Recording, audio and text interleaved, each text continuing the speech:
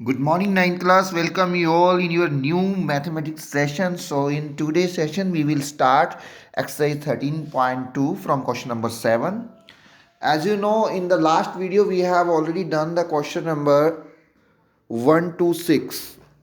So, in today's session, we start this exercise from question number 7. In question number 7, where is question in front of you? Question number 7 में क्या दिया हुआ देखिए, diagram आपको दिखाई दे रहा है। इसमें अपने पास inner diameter of circular well, एक कुआं है जिसका डायामीटर, देखिए डायामीटर जब दिया होगा तो हमें उसे बाय 2 करके रेडियस में कन्वर्ट करना है। एंड डीप, उसकी जो गहराई है कुएं की वो 10 मीटर है। डीप में यहाँ डीप जो होगा वो हाइट होगी। मीन्स आपके पास रेडियस है, डायमीटर से निकलने वाली है, और हाइट जो है डीप को हम काउंट करेंगे। और हमें फाइंड आउट क्या करना है इस क्वेश्चन में, देखिए फाइंड आउट करना है इनर कर्व सरफेस एरिया। तो कर्व सरफेस एरिया का फॉर्मूला आपको बताया हुआ है 2πr h। 2πr h is the inner curve surface area और outer curve surface area. Curve surface area क्या होता है वो आपको मैं पहले ही समझा चुका हूं।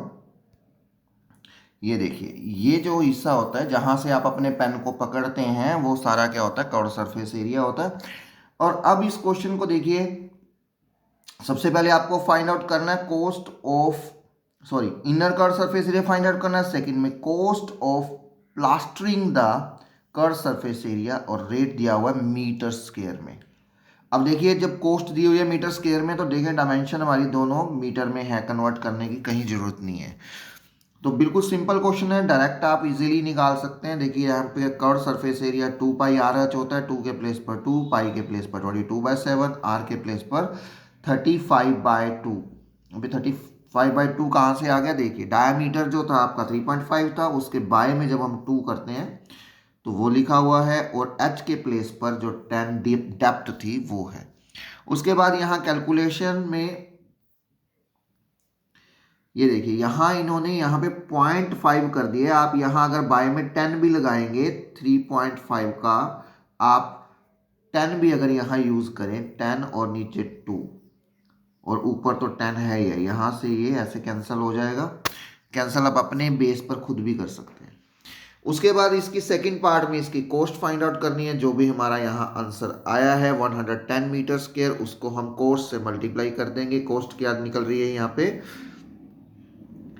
40 को 110 से मल्टीप्लाई कर देंगे, इतनी रुपीज में यहाँ आंसर आ जाएगा। तो ये आपका क्वेश्चन नंबर 7 था। क्वेश्चन नंबर 8 में क्या कह रहा है, क्वेश्चन नंबर 8 में ए hot water heating system. Hot water heating system जो है सभी के घर में है, जैसे गीजर है। गीजर के साथ पाइप जो कनेक्ट होती है जिसमें से गर्म पानी टैप में आता है, ये उस पाइप की यहां बात कर रहा है इस क्वेश्चन में। Hot water heating system, the cylindrical pipe की लेंथ, उस पाइप की लेंथ 28 मीटर है, उस पाइप का डायामीटर 5 है, तो रेडियस आप 5/2 करके निकाल लेंगे। टोटल रेडिएटिंग सरफेस सिस्टम, जिसमें से पाइप जो ये है यहाँ पे गीजर लगा हुआ है, और इस पाइप में से जो ये रेडिएटिंग सिस्टम है जहां से आपके पास पानी जो है फ्लो करके आता है गर्म पानी, उसका आपको रेडिएटिंग सिस्टम का सरफेस एरिया निकालना है। मीन्स आपको फाइंड आउट करना है कर्व सरफेस एरिया, वो बार बार आ रहा है। सिलेंडर का curve surface area 2πr h। तो देखिए नेक्स्ट में, तो यहां पे ये सोल्व किया हुआ है।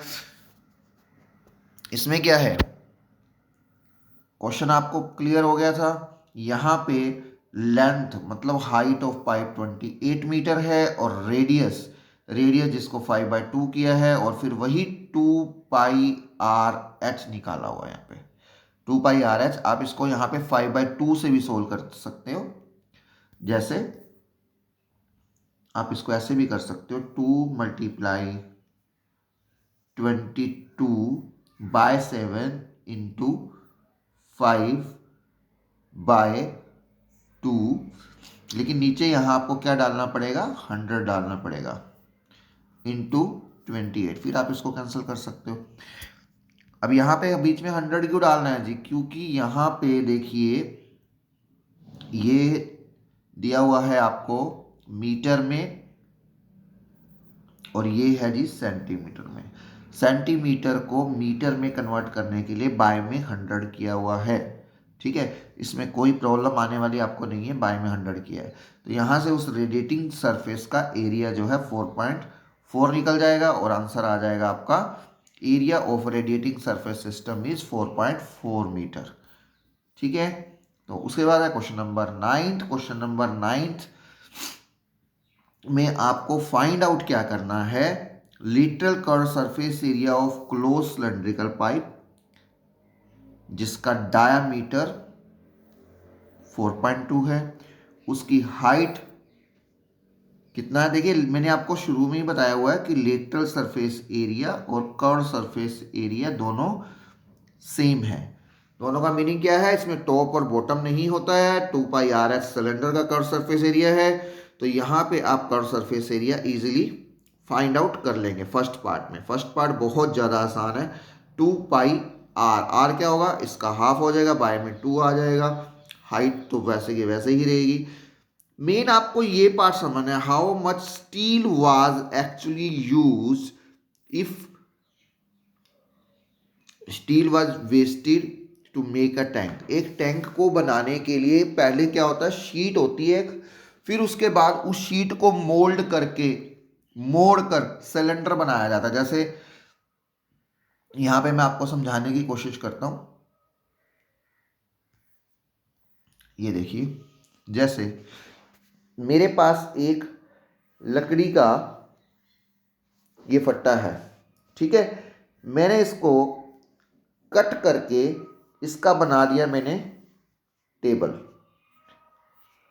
ठीक है जी, तो ये टेबल बन जाएगा। अब ये टेबल बनाने के लिए मेरे को इसकी 4 लेग्स भी अलग अलग बनानी है, ऊपर का सरफेस भी बनाना है इस लकड़ी के फट्टे से। तो उससे कुछ भी वेस्ट भी तो होगा ना, लकड़ी का बुरादा भी तो गिरेगा उड़ेगा। तो वो यही पूछ रहे आपसे, बताओ कि कितना जो है वेस्ट हुआ, एक्चुअल में यूज कितना हुआ। ये जो हम एक्चुअल में हमारे घर जो सामान पड़ा हुआ है ना, लकड़ी की कुर्सी पड़ी है, मेज पड़ा है, these all are made out from the actual would.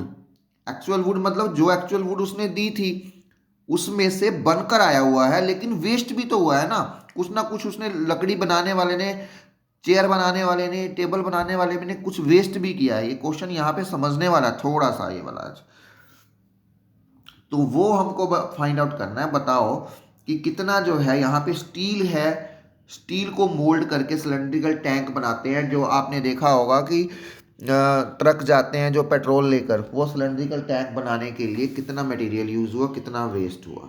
तो इसको चेक करते हैं एक बार। देखो जैसे यहाँ पे क्या है, ये पेट्रोल स्टोरेज टैंक यहाँ पे दिखाया हुआ आपको। ठीक है, यहाँ पे पेट्रोल स्टोरेज टैंक में बच्चों क्या हुआ, ये पूरा नीचे का हिस्सा भी बनेगा, बीच वाला हिस्सा भी बनेगा, ऊपर वाला हिस्सा भी बनने वाला है ना, सब बनेगा इसमें। ठीक है, तो वो एक्चुअल क्या चीज होती है, एक्चुअल जो यूज्ड होता है, मतलब एक्चुअल जो शीट यूज हुई बनाने के लिए, उसमें से वेस्ट को माइनस कर देंगे तो निकल जाएगा यूज्ड इन मेकिंग टैंक। यानी कि जो टोटल सरफेस एरिया है वो कैसे निकलेगा, यहाँ पे समझने वाला है। जितनी चीज हमने एक्चुअल मार्केट से खरीदी, फिर उसको बनवाने के लिए जो वेस्ट यूज किया उसको माइनस कर देंगे, और वो माइनस करने के बाद अपने पास क्या आ जाएगा, यूज इन टैंक। ये हम थर्ड पार्ट कर रहे हैं, second part sorry of question number 9 का। देखिए फर्स्ट पार्ट तो इजीली आप निकाल ही लेंगे। Curve surface area of cylinder, diameter को रेडियस में कन्वर्ट किया, हाइट दिया हुआ है 2πRH, 2 के प्लेस पर 2π के प्लेस पर पाई, आर के प्लेस पर आर, एच के प्लेस पर एच, तो अपना 59.4 मीटर निकल जाएगा। अब आगे समझने वाला बात क्या है, देखिए यहाँ पे हम कर रहे हैं अब सेकंड पार्ट।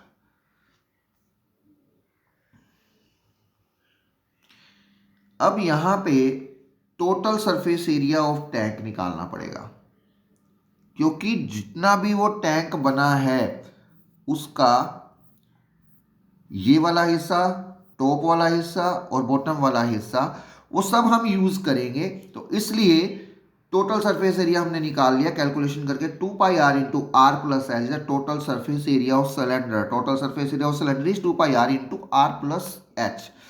तो बच्चों यहां पे निकालने के बाद अब हमने क्या करना है, हमको निकालना है कि पूरे में से कितना वेस्ट हुआ। तो हमने ये किया कि लेट ए मीटर स्क्वायर, ए का मतलब यहाँ पे 1 मान लिया कि 1 मीटर स्क्वायर में से टोटल कितना जो है टैंक बनाने के लिए यूज हुआ और कितना वेस्ट हुआ। तो हमने यह किया 1 में से, वो बुक वाले ने ना ऊपर दिया हुआ है आपको, ये बाय 12 आप सोच रहे होंगे कहाँ से आया, तो बाय 12 ये आया है।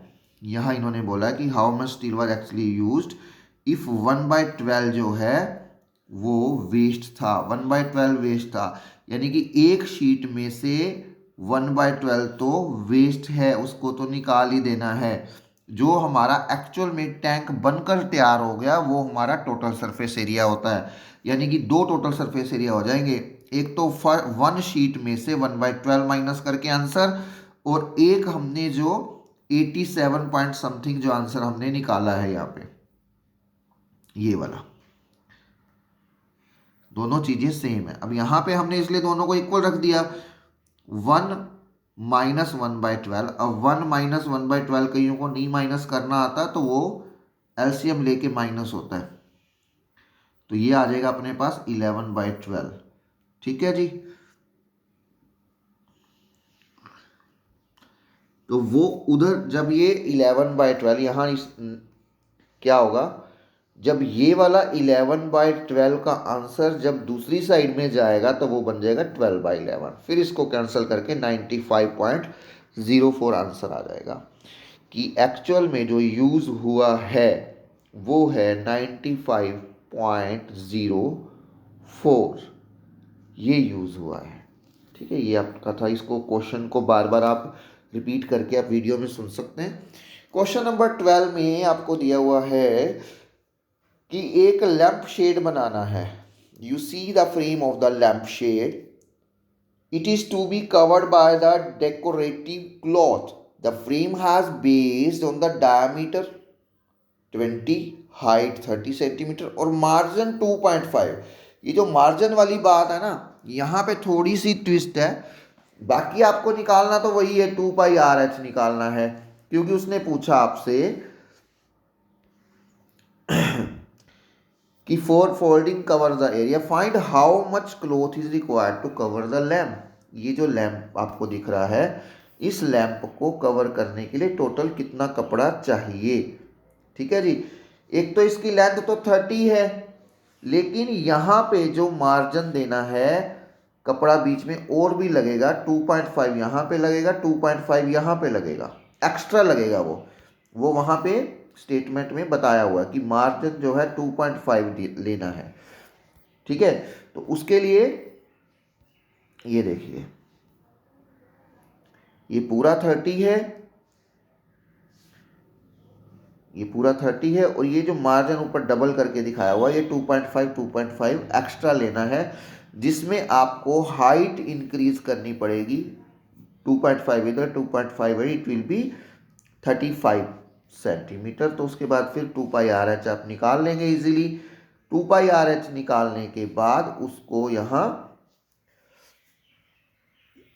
फिर आपका कैंसिल करके आंसर आ जाएगा 2200। तो ये आपका क्वेश्चन नंबर 10 था। क्वेश्चन नंबर 11 में हमें एक पेन होल्डर बनाना है।